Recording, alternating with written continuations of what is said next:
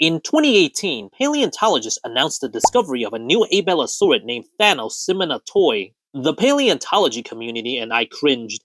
Growing up, I was not into superhero cartoons or comics. So let me start by saying Marvel Cosmic Invasion is amazing.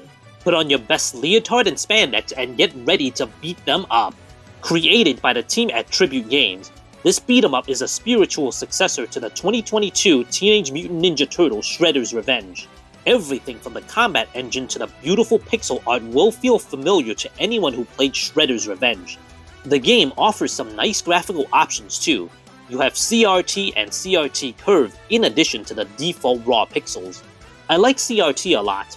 They scaled back the local and online co-op to 4 players. The lower player count creates less visual clutter and is easier to see. I found 6 players messy in Shredder's Revenge. If you were a fan of the 6-player mode, then this is definitely a negative.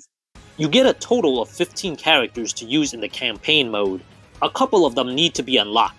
You have to pick 2 heroes for each stage, and you can swap out your heroes for them to recover or swap in to chain a combo. This allows for a lot of experimentation in creating your team, and provides a lot of replay value. At the start of each stage, 2 characters will flash to indicate that they are the best team for this mission. This is mainly for story and bonus challenges. You can definitely ignore this and pick your own team to beat the level. The combat is fast and fluid. Since it has a huge cast, the game wisely limited the number of moves they have. They're all executed in the same way, but each character is unique, so it never feels dull. For example, the raccoon's dash attack causes him to drop a landmine that'll detonate a few seconds later, whereas the Orca Spider-Man's dash attack is a multi-hit combo. There's a lot of nuance with each character's attacks. I had a lot of fun experimenting with different teams and learning their moves, but you can stick with your favorite team if you want. Depending on your playstyle, it can be a little grindy if you want to level up the entire cast, but it doesn't have to be. Each character can level up 10 times. They gain a boost to their health, focus, or passive skill. The bonuses are nice, but a skilled player can easily beat the last boss with a level 1 character. The campaign mode is a little too easy, but that's where the arcade mode comes in. This mode will play more like a traditional arcade game with limited continues. You can't replay stages like the campaign mode, and you can only switch characters on the game over screen. The arcade mode has numerous options to tweak the game to your liking. You can make the game easier or harder, get free play, or turn on doppelgangers, just to name a few. All of these extra options in the arcade mode need to be unlocked by playing the campaign mode and accomplishing bonus challenges. This is why you want to follow the game's recommended characters for each stage, since these challenges can only be completed by specific characters. When you complete these challenges, you can unlock extra options for the arcade mode, new color palettes for your heroes, character bios from the Nova Corps files, and music from the game. Speaking of music, there's nothing like a nice upbeat soundtrack to complement the fast-paced action happening on screen. An exciting soundtrack always helps a game like this.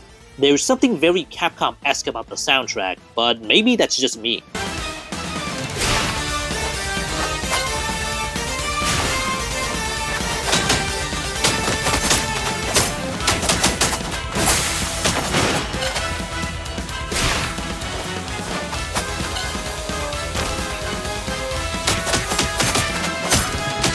What I do know is that the voice lines are delivered by actors who voiced the characters in the 90s, along with veteran voice actors from the game industry.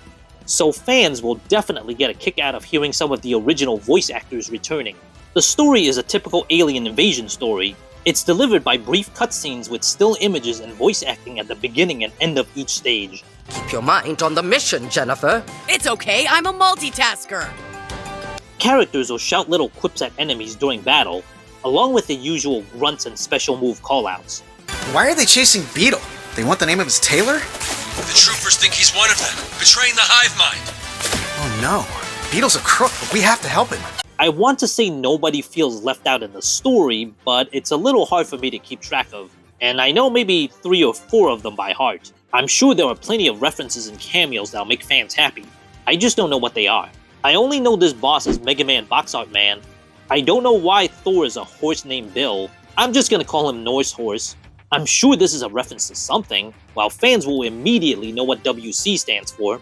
The best part is you don't have to be a fan to enjoy this game. That's a true testament of how good it is. This game is out on every major platform you can think of, including older systems such as the Switch, PS4, and Xbox One. This also supports crossplay. You can enjoy this game by yourself, and it's even better with friends. For the price, it could have used more modes, maybe a boss rush or something. Make no mistake, if you like beat-em-ups, get it. If you're a Marvel fan but never played a beat-em-up before, definitely look into it. There's a free demo available. If you're a fan of Marvel and you love beat-em-ups, I highly recommend this game. I'm glad one of the biggest properties out there chose to embrace simple pixel art graphics in a niche genre. This just goes to show you don't need fancy graphics to have fun. Until next time, this is the Illiterate Scholar signing off.